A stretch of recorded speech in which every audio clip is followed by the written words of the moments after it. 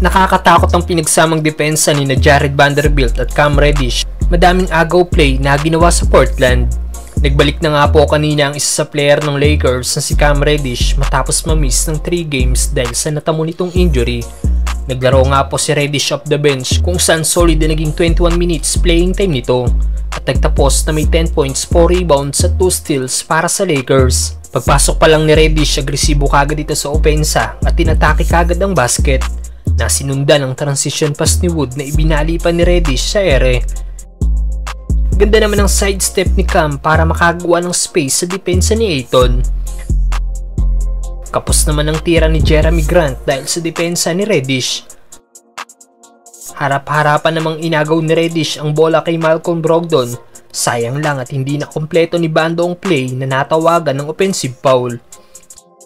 Sa kabilang court naman nag-sidestep si Reddish at ginawan pa ng reverse layup ang kanyang defender.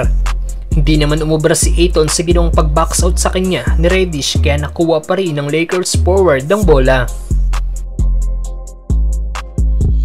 At para naman kay Jared Vanderbilt, nagtapos nga po si Bando na may 4 points, 4 rebounds, 2 assists at 2 steals.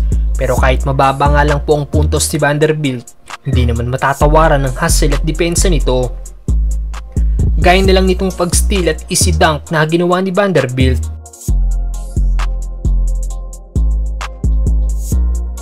Ganda naman ang hustle ni Bando para matapik ang bola papunta kay D'Lo na nakagawa ng isang corner 3-point shot.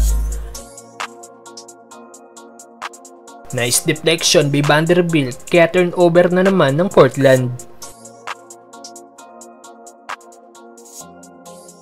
Hindi lang sa depensa maaasahan si Bando dahil nakakakuha rin ito ng mga rebound. Bilis naman ang reaksyon ni Vanderbilt mula sa miss 3-point shot ni LBJ at nakuha pa nito ang bola. Sabay pasa kay D'Lo para sa isang 3-point shot. Balik 9 spot na rin ng Lakers tabla sa Utah Jazz na may 22-22 na record. Anong masasabi nyo sa naging laro kanina ng Lakers mga brother?